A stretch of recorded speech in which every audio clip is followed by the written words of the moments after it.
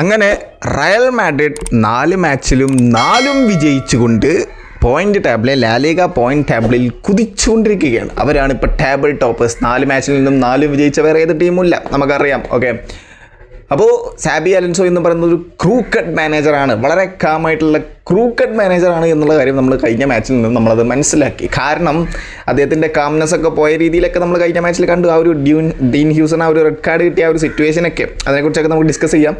കാരണം വേറൊന്നുമല്ല, അങ്ങനത്തെ ഒരു സിറ്റുവേഷൻ വന്ന സമയത്ത് എങ്ങനെയാണ് ആ ഒരു റയൽ മാഡ്രിഡ് ടീമിനെ സാബി അലൻസോ ഹാൻഡിൽ ചെയ്തത്. ഓക്കെ, ഇപ്പോൾ ഇഞ്ചുറി ഇഷ്യൂസ് വന്നിട്ടുണ്ട്. കളിയുടെ തൊട്ട് കുറച്ച് 2 ദിവസം മുമ്പാണ് ആൻറ്റോണിയോ റൂഡിഗറിന് ഇഞ്ചുറിയാണ്, 3 മാസം പുറത്തിരിക്കേണ്ടി വരും എന്നുള്ള കാര്യം അദ്ദേഹം മനസ്സിലാക്കിയത്. പക്ഷേ അദ്ദേഹം ആ ഒരു ഡിഫൻസിനെ നല്ല രീതിയിൽ തന്നെ ഹാൻഡിൽ ചെയ്തു. പക്ഷേ ആ ഒരു ഡിഫൻസിലെ ഒരാൾക്ക് മാച്ചിൻ്റെ ഇടയിൽ റെഡ് കാർഡ് കിട്ടുന്നു. പിന്നെ അദ്ദേഹം അതിനെക്കുറിച്ച് ഹാൻഡിൽ ചെയ്തത്, അതായത് ആ ഒരു റയൽ മാഡ്രിഡ് ടീമിൻ്റെ ആ ഒരു റിതം കളയാതെ, കിട്ടിയ ലീഡ് വിട്ടുകൊടുക്കാതെ, 3 പോയിൻറ്റ്സ് വിട്ടുകൊടുക്കാതെ ആ ഒരു ടീമിനെ ഹാൻഡിൽ ചെയ്ത രീതി സാബി അലൻസോ, അതെനിക്ക് പേഴ്സണലി ഭയങ്കരമായിട്ട് ഇഷ്ടപ്പെട്ടു.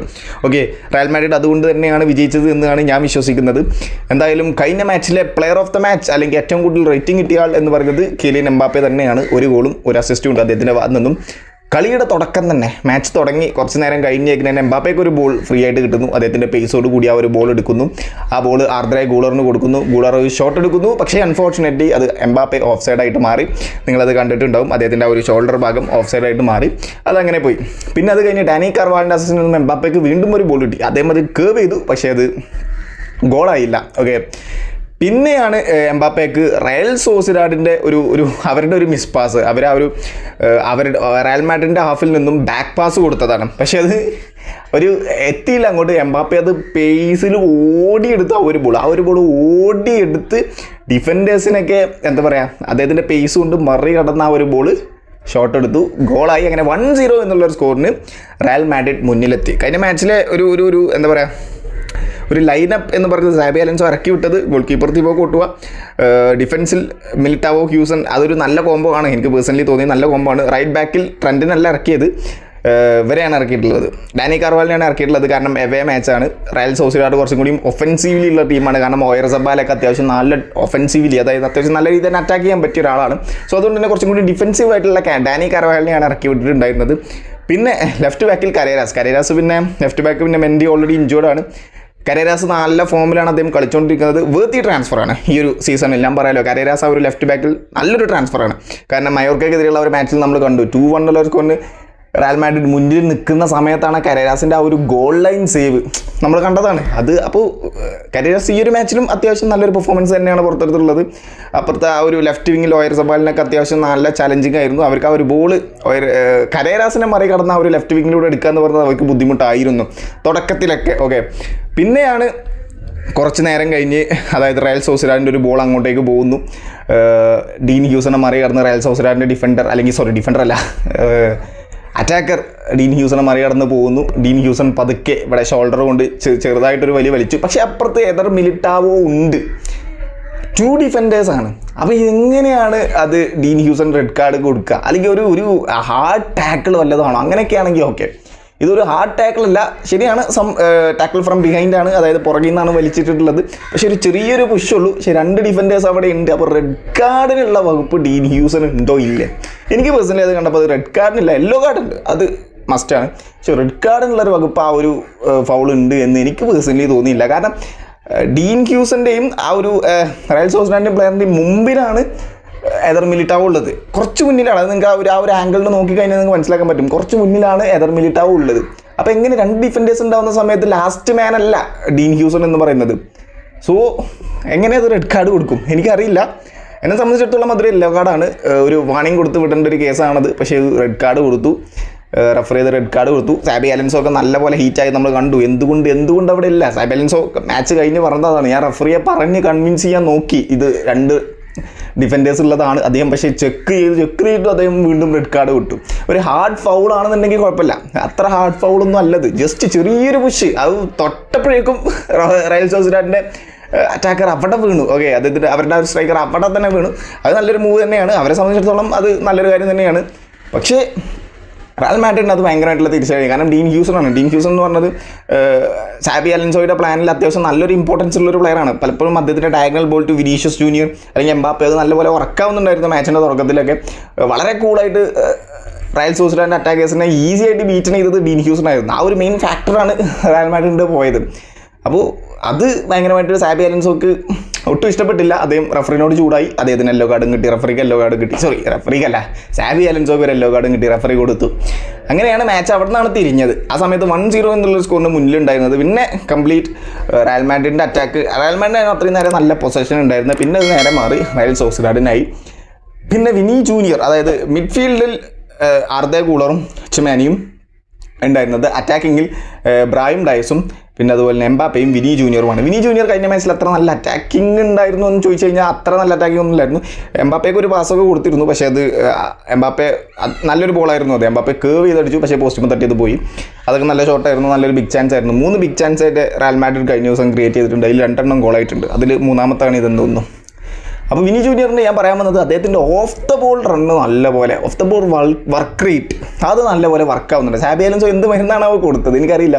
പലപ്പോഴും റയൽ സോസിഡാഡ് അതായത് 10 പേരായി ചുരുങ്ങിയ സമയത്ത് റയൽ സോസിഡാഡ് അറ്റാക്ക് ചെയ്യല്ലോ, വിനി ജൂനിയർ ബാക്കിലേക്ക് ഇറങ്ങി വന്ന് ബോൾ എടുക്കുന്നുണ്ട്.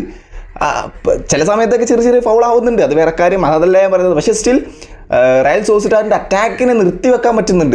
അവരുടെ ആ ഒരു അറ്റാക്കിൻ്റെ ആ ഒരു റിതം കളയാൻ വിനി ജൂനിയറിന് പറ്റുന്നുണ്ട്. എംബാപ്പെ അവിടെ അപ്പുറത്ത് നല്ല ഒഫൻസീവ് ആവുന്ന സമയത്ത് ഓക്കെ ആ ഒരു ഓഫ് ദ ബോൾ വർക്ക് റേറ്റിന് കഴിഞ്ഞ ദിവസം വിനീഷ്യസ് ജൂനിയർ നല്ല ടീമിന് നല്ലൊരു ഇൻവോൾവ്മെൻ്റ് ആയിരുന്നു. ടു ബി ഫ്രാങ്ക് പറയാലോ, ആ കഴിഞ്ഞ മാച്ചിൽ അത്യാവശ്യം നല്ലൊരു ഇൻവോൾവ്മെൻറ്റ് ആ ഒരു കാര്യത്തിൽ വിനി ജൂനിയർ ഉണ്ടായിരുന്നു. റയൽ സോസിഡാഡിൻ്റെ പല അറ്റാക്കിൻ്റെയും എന്താ പറയുക മോനടിച്ച് കളയാൻ പറ്റിയിട്ടുണ്ട്. അതാണ് അവരുടെ ആ ഒരു ഷാർപ്നെസ് കളയാൻ പറ്റിയിട്ടുണ്ട്. അത്യാവശ്യം കുഴപ്പമില്ലാത്തൊരു അറ്റാക്കേഴ്സ് ഉണ്ട് റയൽ സോസിഡാഡിൽ. അവരുടെ ആ ഒരു അറ്റാക്കിൻ്റെ ആ ഒരു ഷാർപ്നെസ് വിനി ജൂനിയറിന് ചെറുതായിട്ടൊന്ന് കളയാൻ പറ്റിയിട്ടുണ്ട്. ചെറുതായിട്ട് നല്ല രീതിയിൽ തന്നെ കളയാൻ പറ്റിയിട്ടുണ്ട്. കരേരാസിന് പലപ്പോഴും ബീറ്റണപ്പായി പോകുന്ന സമയത്ത്, അതായത് റെഡ് കാർഡിന് ശേഷം കരേരാസിന് ബീറ്റണപ്പായി പോകുന്നുണ്ട് റയൽ സോസിഡാഡിൻ്റെ അറ്റാക്കേഴ്സ്, ഓയർസബാൽ ഉൾപ്പെടെ. പിന്നെ അത് കഴിഞ്ഞ് പിന്നെ സെക്കൻഡ് ഹാഫിൽ കുബോ ഒക്കെ വന്ന സമയത്ത് നല്ല അറ്റാക്കായിരുന്നു. ആ സമയത്തൊക്കെ വിനി ജൂനിയർ ഇറങ്ങി വരുന്നുണ്ട്. ഓക്കെ, വിനി ജൂനിയർ ഇറങ്ങി വന്ന് കരേരാസിനെ ഹെൽപ്പ് ചെയ്യുന്നുണ്ട്. അത് നല്ലൊരു പരിപാടിയായിരുന്നു. പിന്നെ അതുപോലെ തന്നെ അപ്പുറത്ത് ബ്രാഹിം ഡയസ് ഒരു കാര്യമില്ലായിരുന്നു കഴിഞ്ഞ മാച്ചിൽ. എന്തിനാണോ ബ്രാഹിം ഡയസിനെ ഇറക്കിയത്? ആ ഒരു സ്ഥാനത്ത് മസ്തന്തുവാനെ ഇറക്കണമായിരുന്നു. സംഭവം ശരിയാണ്. സാബി അലൻസോ എന്താ പറയുക റൊട്ടേറ്റ് ചെയ്ത് ഇറക്കി വരികയാണ്. കാരണം ഇഞ്ചുറി വരാൻ പാടില്ല. കഴിഞ്ഞ സീസണിൽ നമ്മൾ കണ്ടതാണ്. ഇഞ്ചുറി കൊണ്ടൊരു പെരുമഴയായിരുന്നല്ലോ ആ ഒരു ടീമിൽ. അത് വരാൻ പാടില്ല. അതുകൊണ്ട് തന്നെ റൊട്ടേറ്റ് ചെയ്ത് വരികയാണ്. അതുകൊണ്ട് ബ്രാഹിം ഡയസിനെ ഇറക്കിയത് വലിയ കാര്യമൊന്നുമില്ല. സെക്കൻഡ് ഹാഫിൽ അദ്ദേഹത്തെ മാറ്റി വാൽവർദേനെ ഇറക്കിയിട്ടുണ്ടായിരുന്നു. അത് നമ്മൾ കണ്ടു. വാൽവർദെ ഇറങ്ങിയപ്പോൾ അതിൻ്റേതായ ഇമ്പാക്റ്റ് ഉണ്ടായിരുന്നു. കാരണം ഡിഫൻസീവിലും കളിക്കാൻ പറ്റും, ഒഫൻസീവിലി കളിക്കാൻ പറ്റും. 10 പേരായി ചുരുങ്ങിയിട്ടുണ്ട്. പക്ഷേ റയൽ മാഡ്രിഡ് പിടിച്ചു നിൽക്കല്ല. റയൽ മാഡ്രിഡ് എന്താ പറയുക സാഹചര്യത്തിനനുസരിച്ച് കളിച്ചു, സിറ്റുവേഷൻ അനുസരിച്ച് കളിച്ചു. അത് ഭയങ്കരമായിട്ട് എനിക്ക് ഇഷ്ടപ്പെട്ടു പേഴ്സണലി. കാരണം റയൽ സോസിഡാഡിൻ്റെ അവേ മാച്ചും കൂടിയാണ്. അവർക്കാണ് ഹോം സപ്പോർട്ട്, കംപ്ലീറ്റ് എന്താ പറയുക സപ്പോർട്ട് അവർക്കാണ്. 10 പേരായി ചുരുങ്ങി ചെയ്തു. നല്ല അഡ്വാൻറ്റേജ് ഉണ്ടായിരുന്നു റയൽ സോസിഡാഡിന്. പക്ഷേ റയൽ മാഡ്രിഡ് വിട്ടുകൊടുത്തില്ല. ഞങ്ങൾ ജയിച്ചിട്ട് എന്ന് പോകും, 3 പോയിന്റ്സ് കൊണ്ടേ പോകും, ഇപ്രാവശ്യത്തെ ലാലിഗ ഞങ്ങൾ എടുക്കും. ആ ഒരു മൈൻഡ് സെറ്റിലാണ് സാബി അലൻസോയും ടീം കറൻറ്റ്ലി ഇപ്പോൾ ഉള്ളത്. എനിക്ക് പ്ലേയേഴ്സിൻ്റെ ആ ഒരു മെൻറ്റാലിറ്റി കണ്ടപ്പോൾ എനിക്ക് തോന്നിയ കാര്യം അതാണ്. അതുകൊണ്ടാണ് ഞാൻ പറയുന്നത്. സോ അങ്ങനെ സെക്കൻഡ് ഹാഫ് കഴിഞ്ഞ് പിന്നെ കുറച്ച് ഒരു 70ാമത്തെ മിനിറ്റൊക്കെ ആയ സമയത്ത് പിന്നെ റൗൾ അസെൻസിയോ കൊണ്ടുവന്നു. വിനി ജൂനിയറിനൊക്കെ വെച്ച് റൗൾ അസെൻസിയോനെ കൊണ്ടുവന്നു, ഡേവിഡ് അലാബനെ കൊണ്ടുവന്നു. പിന്നെ അതുപോലെ തന്നെ കാരവാലിനെ മാറ്റി ട്രെൻഡിനെ കൊണ്ടുവന്നു. ബാക്കി കുറച്ച് പിന്നെ അതുപോലെ തന്നെ ഫ്രാങ്ക് ഗാർസിയനെ കൊണ്ടുവരുന്നു. ആരെ വലിച്ചിട്ട് ആർദെ ഗൂളറിനെയാണെന്ന് തോന്നുന്നു. ആർദെ ഗൂളറിനെ വലിച്ചിട്ട് ഫ്രാങ്ക് ഗാർസിയനെ കൊണ്ടുവന്നു. ഫ്രാങ്ക് ഗാർസിയ കുറച്ചും കൂടി ഒഫൻസീവിലും കളിച്ചിട്ടുണ്ടായിരുന്നു കഴിഞ്ഞ മാച്ചിൽ. ഗൂളറിൻ്റെ ആ ഒരു പൊസിഷൻ ആയതുകൊണ്ട് തന്നെ കുറച്ച് ഒഫൻസീവിലും കളിച്ചിട്ടുണ്ടായിരുന്നു. ഗൂളറിന് തന്നെ ഞാൻ തോന്നുന്നു, കറക്റ്റ് എനിക്ക് ഓർമ്മ കിട്ടുന്നില്ല, കുറച്ച് ഒഫൻസീവിലി ആയിരുന്നു ഫ്രാങ്ക് ഗാർസിയ കളിച്ചിട്ടുണ്ടായിരുന്നത്. അപ്പോൾ അങ്ങനെ മൊത്തത്തിൽ ആ ഒരു ടീമിനെ ബാലൻസ്ഡ് ആക്കി അദ്ദേഹം. അലാബയും പിന്നെ അതുപോലെ തന്നെ ട്രെൻഡും അവരൊക്കെ മാറി വന്നതുകൊണ്ട് തന്നെ ഇവർക്ക് ഡിഫെൻസീവ്ലി കുറച്ചും കൂടി അഡ്വാൻറ്റേജ് കിട്ടി. റയൽ സോസിഡാഡിൻ്റെ അറ്റാക്കിൻ്റെ പെരുമഴയായിരുന്നു. കാരണം പൊസഷനൊക്കെ 64% റയൽ സോസിഡാഡിൻ്റെ കയ്യിലാണ്. 23 ഷോട്ട് റയൽ സോസിഡാഡ് എടുത്തിട്ടുണ്ട്. 5 ബിഗ് ചാൻസ് അവർ ക്രിയേറ്റ് ചെയ്തിട്ടുണ്ട്. ഒന്ന് മാത്രമാണ് അവർക്ക് ഗോളാക്കാൻ പറ്റിയത്. ആ ഒരു പെനാൽറ്റി അത് ഞാൻ പറയാൻ വിട്ടുപോയി. അതായത് റയൽ സോസിഡാഡിൻ്റെ ഒരു ലെഫ്റ്റിൽ നിന്ന് അവരൊരു ക്രോസ് കൊടുക്കായിരുന്നു. ഡാനി കാർവാൾ സ്ലൈഡ് ചെയ്തെടുക്കായിരുന്നു. പക്ഷേ അത് ഹാൻഡ്ബോൾ ആയ സമയത്ത് പെനാൽറ്റി കൊടുത്തു റഫറി. പിന്നെ ആ പെനാൽറ്റി ഓയർസബാൽ ക്ലീൻ ആയിട്ട് അതെടുത്തു. അങ്ങനെയാണ് അവർ ആ ഒരു 2-1 സ്കോറിന് 2-1 ആയത്. അങ്ങനെയാണ്. പിന്നെ അത് കഴിഞ്ഞിട്ടാണ് പിന്നെ കുബോ ഒക്കെ വന്നതിന് ശേഷം നല്ല അറ്റാക്കായിരുന്നു ആ ഒരു റൈറ്റ് വിങ്ങിലൂടെ. കരേരാസിന് ഞാൻ പറഞ്ഞത് കരേരാസിനൊക്കെ നല്ല ചലഞ്ചിങ് ആയിരുന്നു ആ സമയത്തൊക്കെ അദ്ദേഹത്തെ ബീറ്റണപ്പായി. അപ്പോൾ വിനി ജൂനിയറൊക്കെ ഇറങ്ങി വന്ന് കരേരാസിനെ സഹായിക്കുന്നു. പിന്നെ അതുപോലെ തന്നെ ലെഫ്റ്റ് വിങ്ങിൽ വിനി ജൂനിയർ പോയതിന് ശേഷം വിനി ജൂനിയറിനെ മാറ്റിയിട്ടാണ് എനിക്ക് തോന്നുന്നു അലാബനെ കൊണ്ടുവന്നത്. അപ്പോൾ അവർ ആ ഒരു ലെഫ്റ്റ് ബാക്കിൽ പിന്നെ അലാബ അത്യാവശ്യം നല്ല പെർഫോമൻസ് പുറത്തെടുക്കുന്നു, ഡിഫൻസിനെയൊക്കെ സഹായിക്കുന്നു. അങ്ങനെ ഒരു മൊത്തത്തിലൊരു ടീം പ്ലേ നടക്കുന്നുണ്ട് റയൽ മാഡ്രിഡിൽ. അങ്ങനെ അവരുടെ അറ്റാക്ക് 23 ഷോട്ടിൽ 5 ബിഗ് ചാൻസ് ക്രിയേറ്റ് ചെയ്തിൽ ഒന്നുപോലും അവർക്ക് ഗോളാക്കാൻ പറ്റിയില്ല. ഓക്കെ, 5 1 ഗോളായി, ആ പെനാൽറ്റി ഗോളായി, പിന്നെ അല്ലാതെ വേറെ ഒന്നും ഗോളാക്കാൻ പറ്റില്ല. അങ്ങനെ ഗോൾ കീപ്പർ തീബോ കോർട്ടുവ അടിപൊളിയായിട്ട് നിന്നു, ഡിഫൻസ് അടിപൊളിയായിട്ട് കളിച്ചിട്ടു. അത് പ്രോപ്പർ എന്താ പറയുക, ഒരു പ്രോപ്പർ മാർക്കിംഗ് അവിടെ നടക്കുന്നുണ്ടായിരുന്നു. പിന്നെ എടുത്തു പറയേണ്ട ഒരു പേരാണ് ചുമാനി. അത് ഞാൻ പറയണ്ടല്ലോ, സാബി അലൻസോയുടെ പ്ലാനിലുള്ള മെയിൻ 2 പ്ലെയേഴ്സാണ്. അതായത് ഗോൾ കീപ്പർ മാറ്റി നിർത്തി കഴിഞ്ഞാൽ അവിടെ ഉണ്ട് എന്ന് ഉറപ്പുള്ള 2 പ്ലെയേഴ്സാണ് ചുമാനിയും പിന്നെ ഒന്ന് ആർഡേ ഗൂളറും.